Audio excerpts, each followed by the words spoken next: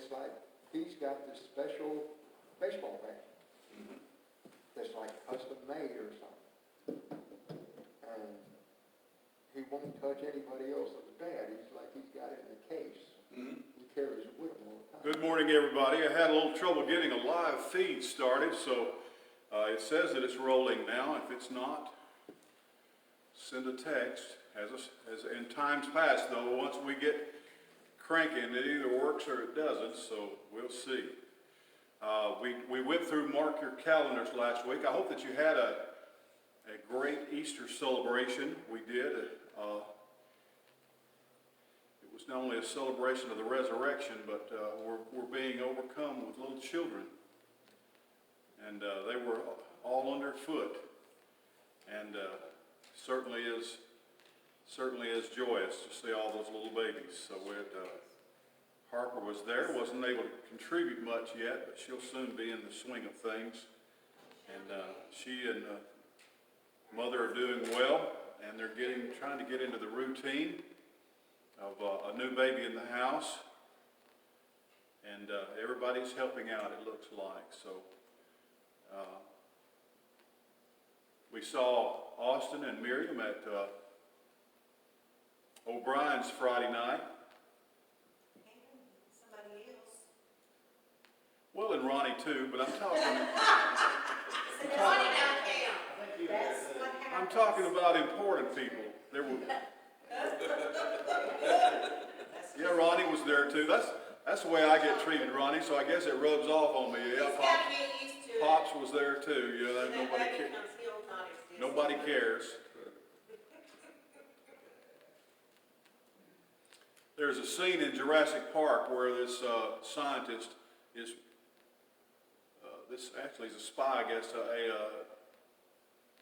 one of those industrial spies. He's meeting with one of the scientists that works at Jurassic Park, and they're meeting at the food court, evidently. And he says, "Over here, Dodson." He says, "Shh, don't use my name here." And there's, the food court's filled with people, and he says, Dodson, we got Dodson here." He said, "See, nobody cares. Nobody even looked up." So, yes, Ronnie was there too. And see, I know why he was there. Somebody had to pay for the meal. Yeah. So, yeah.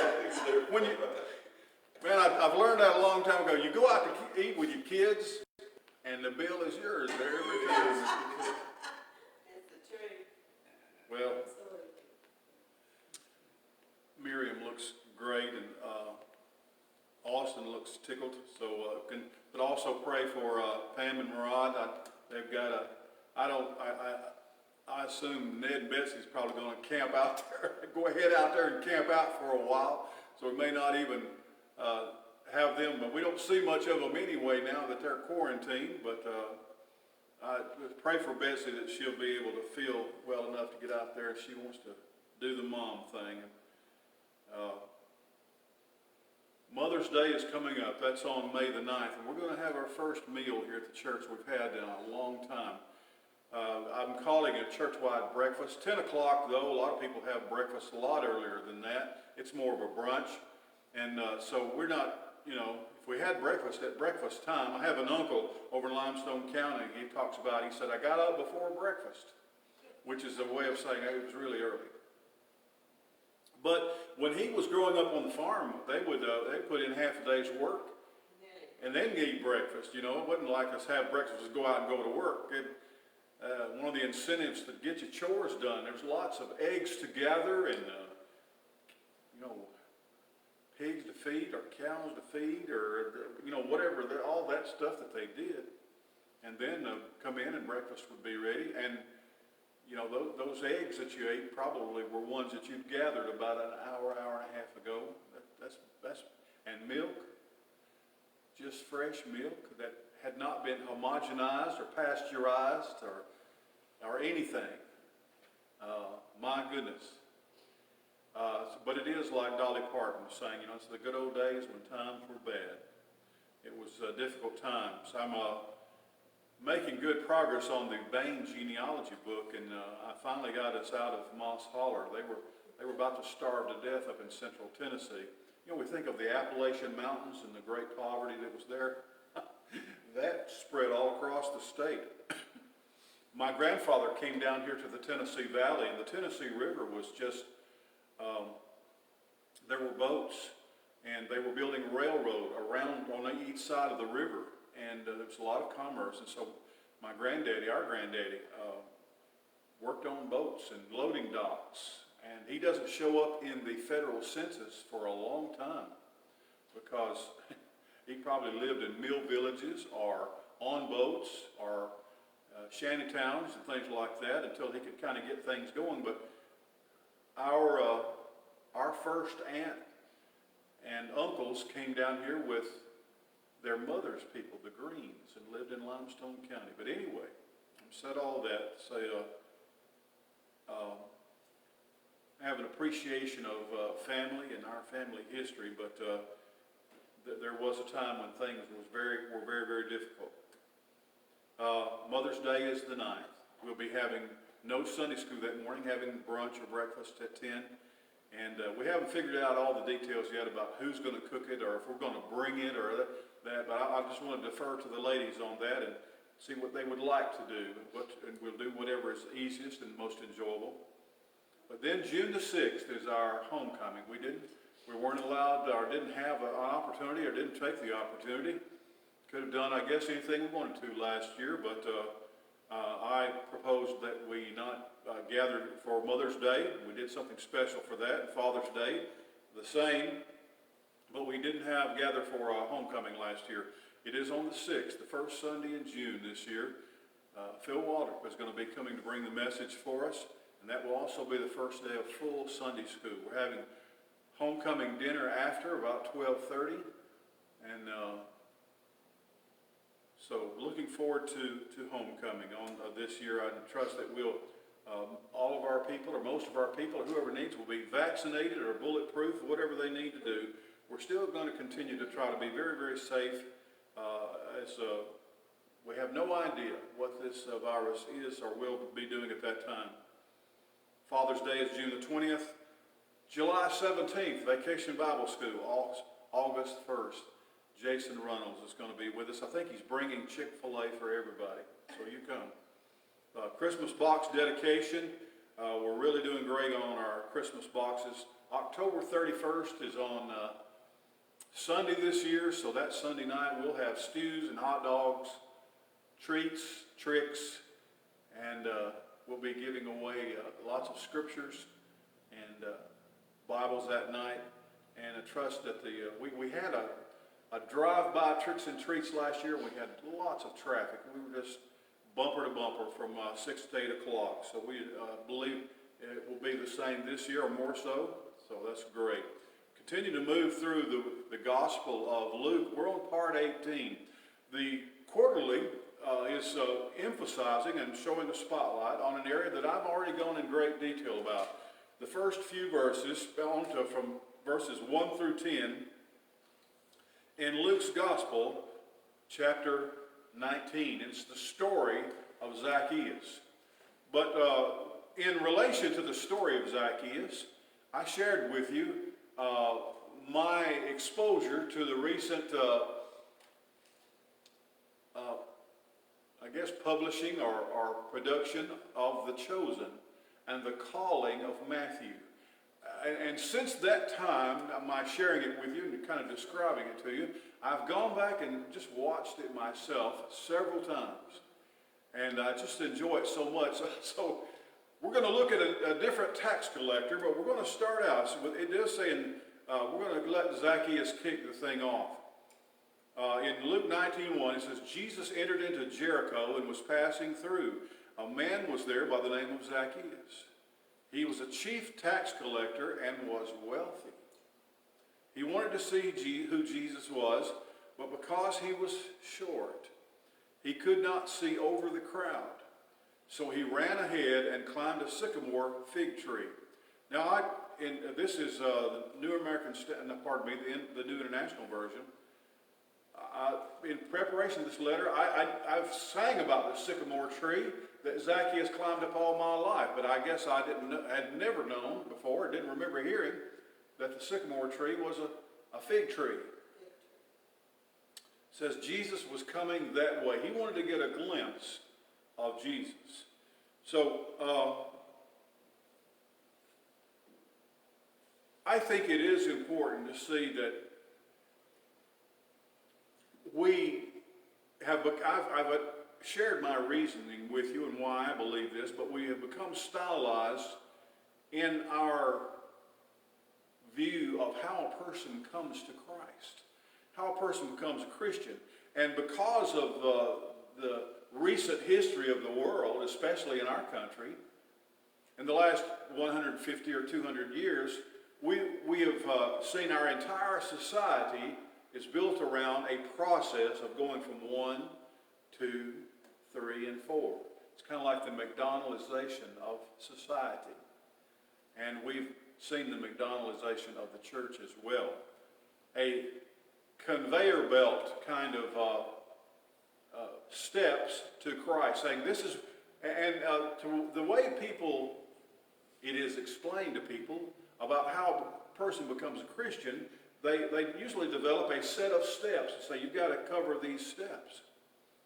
But we find so many instances of Jesus, as a matter of fact, says to Nicodemus, salvation has come to this house today. But we don't have any evidence of Zacchaeus asking for forgiveness, or joining the church, or walking an aisle, or signing a card, or that he prayed a prayer.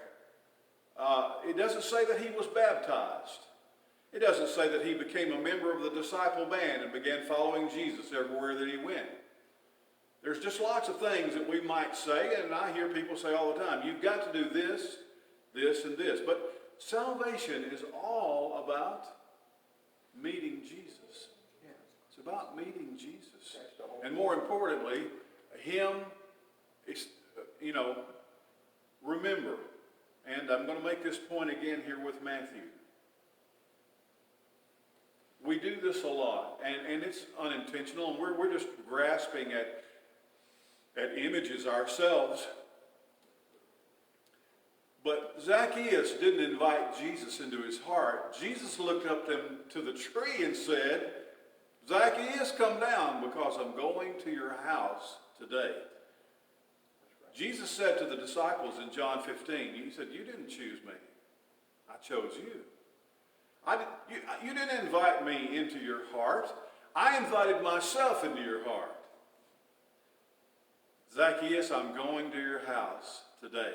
Now we're going to look today for a few minutes. I want to show you this film clip, but I want to build up to it.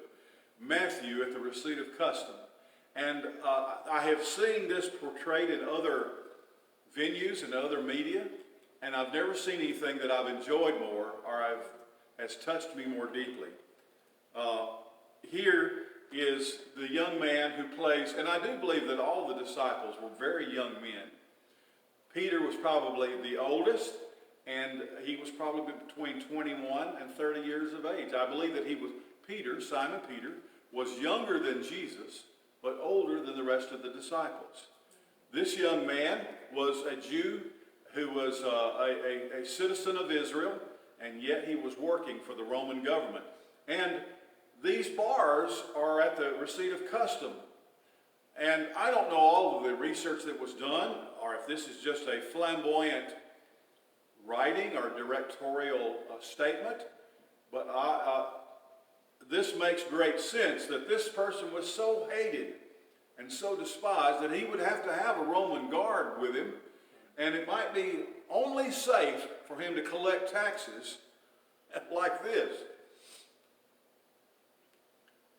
In the movie, there's a man who stops by to get Matthew every morning to take him from his very plush, wealthy home to where he works. And it's a dung cart. They use dung for fires and things like that, for fertilization like we do. And so he throws back the cover. There's this pile of animal dung. And Matthew crawls in and he covers him up. Nobody's going to look under that.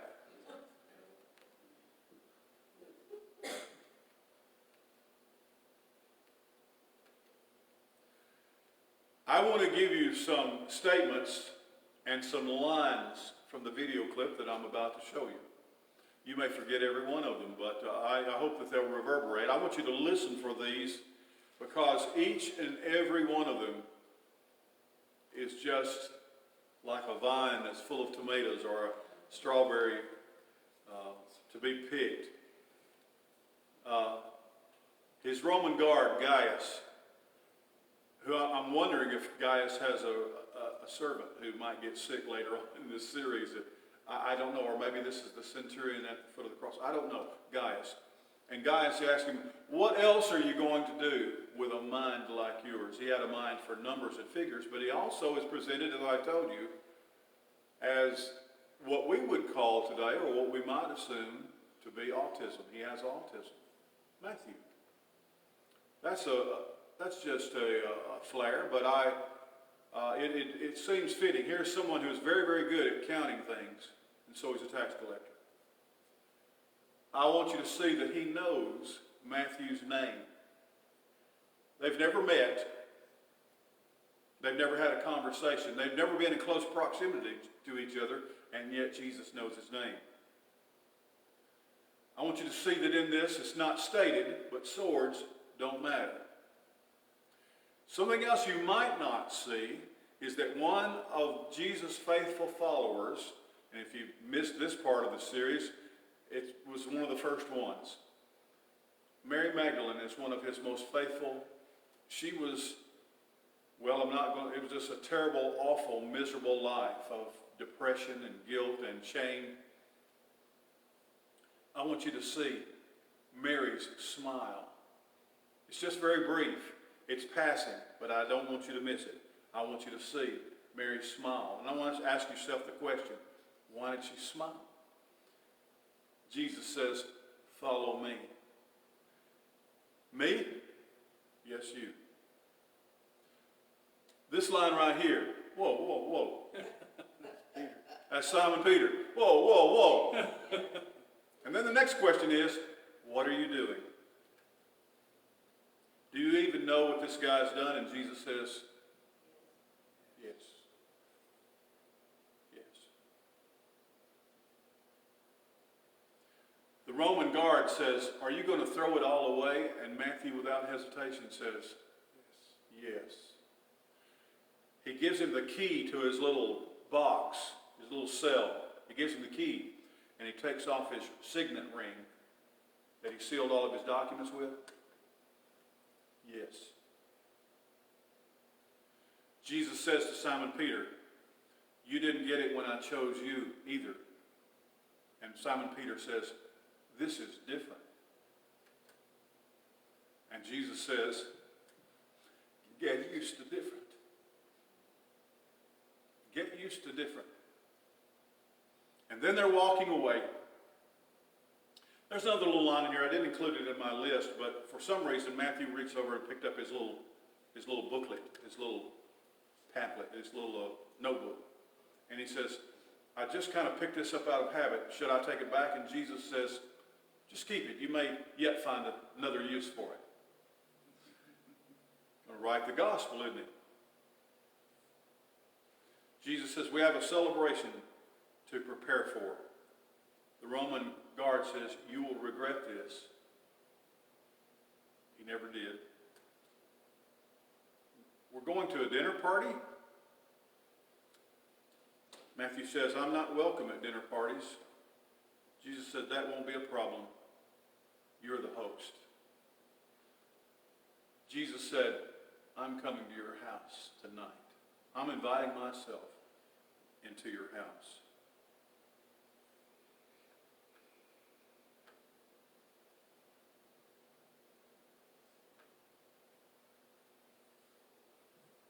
We live in the same world, Matthew.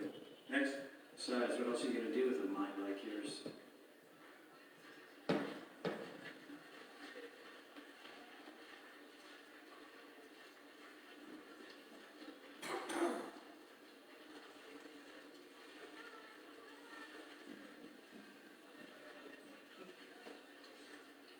Matthew!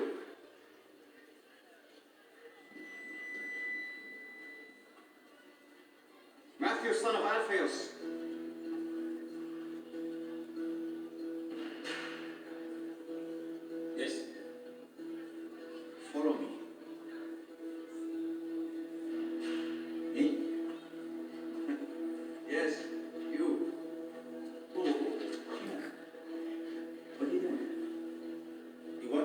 where you keep moving, street preacher. Do you have any idea what this guy's done?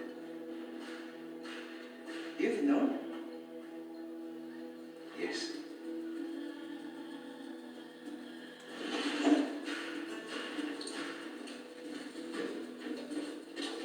Listen, I said to you. What are you doing? Where do you think you're going, guys? Let me go.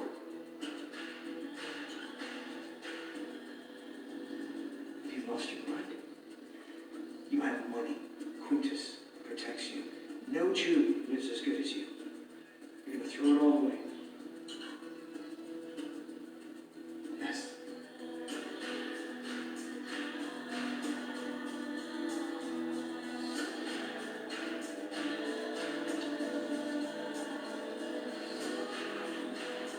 And you didn't get it when I chose you either. But this is different. I'm not a tax collector. Get used to it.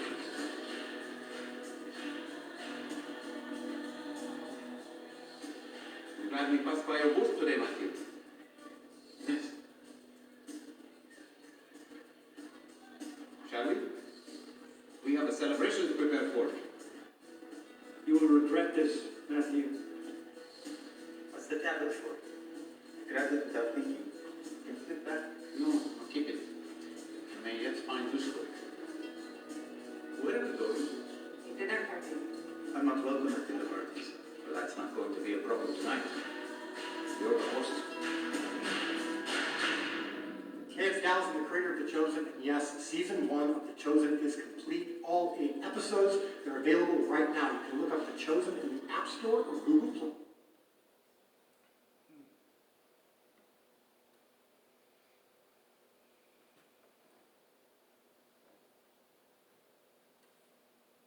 Now, I think it's important too that if the writer of the script or the director, these are things that are not in the scripture. And yet, this is the kind of thing that I encourage. Use your imagination. Don't invent things strictly to change the doctrine, but try to imagine what it looked like. He does present the Matthew character as being mentally challenged in a way, and yet perhaps a genius in another. Do you know, when working with autistic children or adults, do you know what the number one task is, what they do before they do anything else? Eye contact. Eye contact.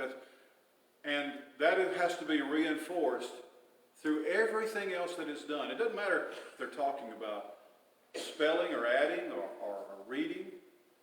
When they're in a teaching moment, the teachers will always say, look here, look right here, look right here. Eye contact. One thing about, a bad thing about wearing masks is that I've begun to lose facial contact with people. I haven't realized before how much I depend upon facial features to understand what people are saying sometimes. I think my hearing is pretty good, but if you ever have trouble with hearing, or if you're in a location where there's lots of noise or clamor, seeing someone's face is important. So I look forward to a time when we won't have to wear our masks anymore, and we can have that facial contact. It's very important that if Matthew was not autistic, we don't know whether he was or not, or if he had any other kind of affliction, what the director is trying to show to us is that he and Jesus locked eyes. Jesus never took his eyes off of him, and Matthew was able, out of sheer will, to look at Jesus. Now, he glanced away a lot of times, and he looked down, and he looked around, and he looked up, but he always came back to Jesus' eyes. Something I mentioned to you, or I mentioned in last Sunday's message actually too. Not only Simon Peter, but all the other disciples, every step of Jesus' journey with them for 3.5 years, One of the things that they said more often than anything else, of course, in many different ways, was, whoa, whoa, whoa. Whoa, whoa, whoa. What are you doing? Guy's a leper. Can't be touching him. That's Samaria. Can't go to Samaria. We hate Samaritans. Well, that's another scene in The Chosen. I'm not. Maybe I am promoting this production of the story of Jesus is being blasted out everywhere, and you can watch it without subscribing to anything or paying any fee. All the things I have watched, I haven't paid a dime for them. They're free. I don't know how they put together enough money, but even secular movie makers are saying that this team of people, they're revolutionizing the way motion pictures are going to be done for the next 100 years. You don't have to have a millionaire board of like MGM or anything like that, Paramount. Just somebody can go out and, Christians have been doing this for about the past 20 years. They don't go to Hollywood. Some of them go to Georgia, but, not all of them.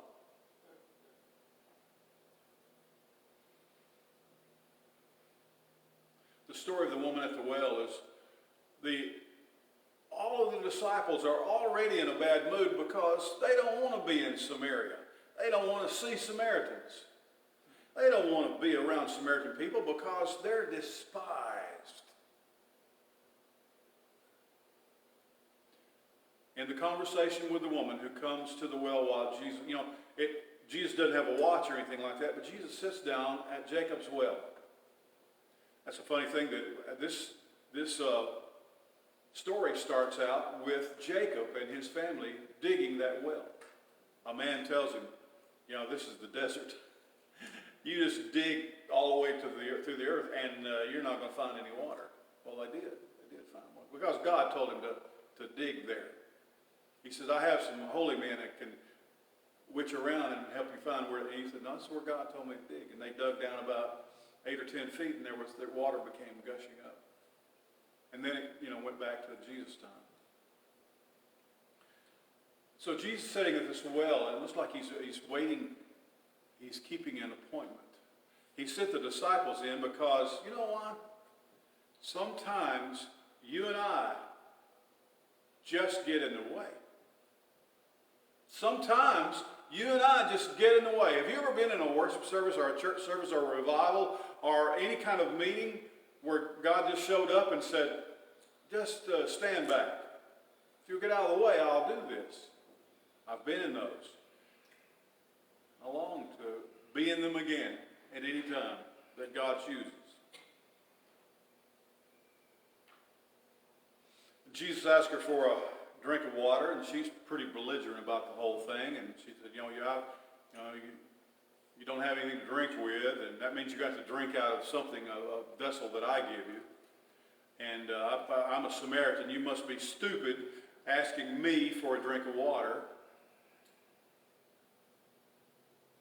And she thinks she knows about the history of the Samaritans and the history of the Jews. And Jesus said, you have no idea about anything. You're just like everybody else. You don't know what you're talking about. And Jesus tells her, not only do I want to talk with you, but he said, if you knew who was talking to you, this is outlandish. This is completely... Jesus said, if you knew who was speaking with you, you would ask him for a drink, and he would give you a drink of water, and you would never thirst again. Living water. Living water. He said, I'll give you water that'll be like a spring welling up within your soul. He said, I came all this way. I came out of my way to a place that nobody comes just for you. Just for you. It began to dawn on her. And I think literally what happened is what's portrayed, that he says, go get your husband. I said, well, I don't have a husband. He said, well, that's right. You've had 5 husbands. And the man you're living with now, you're not married to. And he began to name her husbands by name. And one was a drunkard, one was abusive. But her second or third husband was a very, very, very good man. And she actually just kind of ruined their marriage because she didn't feel worthy to be his wife. And the tears just began to flow down her face. Those are the stories in the scripture that tell us how a person gets saved. It's not by me and you leading someone to Christ or by someone inviting Jesus into their heart. It has to be, Jesus is alive. He's real. And he meets people. He interfaces with people. He introduces himself to people. He invites himself into their homes. He chooses people. I think there's a double meaning in the title of the series. The word Messiah, or the Christ, means the anointed one, which means the chosen. But what it seems to me is that the underlying meaning, or maybe it's not underlying at all, that this series is about people that Jesus chose. That's what every episode is about. Somebody that Jesus chose. They're the chosen. You and I are the chosen.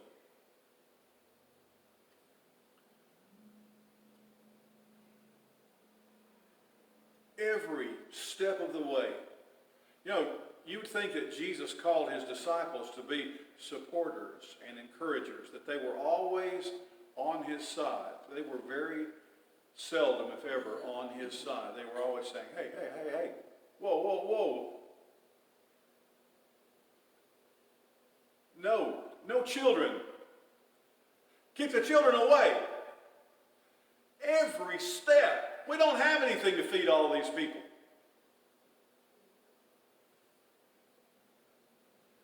Every page of the 4 Gospels. The disciples, the 12 apostles, obviously believed that Jesus was the very worst Messiah that there could have ever been because he was always making the wrong choices. And they were afraid that if he kept making these kinds of choices, ultimately they would kill him. Jesus came to die in the first place. That was his whole point. He didn't come to be successful and to take over and to obliterate all manner of darkness and Roman rule. He came to be a sacrifice.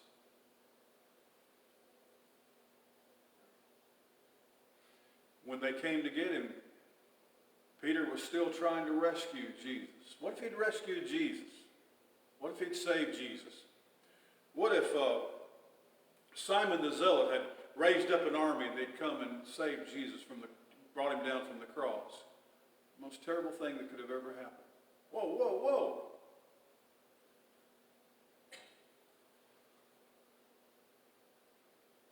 You can see what horror when Jesus chased all the money lenders out of the temple. They were saying, hey, hey, hey,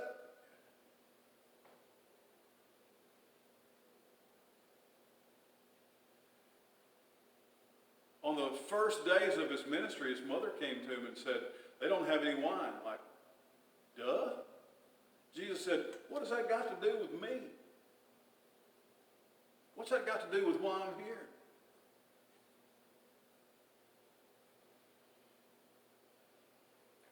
Jesus continued on. The people who were closest to him, the people who were around him 24 hours a day, were constantly questioning his sanity, questioning his wisdom, questioning his decisions and his commitments and his steps he was taking. And yet Jesus kept plodding forward. He whom thou lovest is sick. Well, let's just jump up and go there. But he didn't. He didn't do what they thought he should do. As a matter of fact, Mary and Martha came out. Do you know what they said to their dear long friend Jesus? Lord, if you'd been here, our brother wouldn't have died. If you'd been here, he wouldn't have died. Whoa, whoa, whoa. Well, here you are. Yeah, here you are. If you had been here earlier, our brother would not have died. They doubted him. They questioned him. And they even opposed him every single step of the way.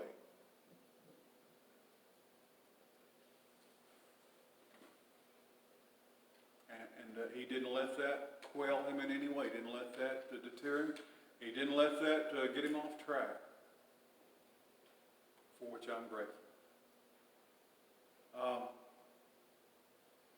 What if you were the father in a household or a mother in a household? What if you were a boss or a manager at your job at work? What if you were in a position of leadership and every single time you made a statement, everyone that you were leading or that you were placed in responsibility over just said, whoa, whoa, whoa, whoa, what are you doing? It would be tough. It would be tough. Jesus faced that. Let me tell you what, being nailed to a cross is no small thing. Being scourged, of course, is terrible. But if you think that those, perhaps, maybe those were the most difficult pains that Jesus faced, but every day of his life, every moment, every step he took, the people that he depended upon, the people whom he had chosen, never seemed to get it. They would eventually. They would eventually. But it would take a long time. It was not yet. All right. Thank you, folks. We're going to continue. We went to Matthew by way of Zacchaeus today, and so we'll be back into Luke next Sunday. God bless you all.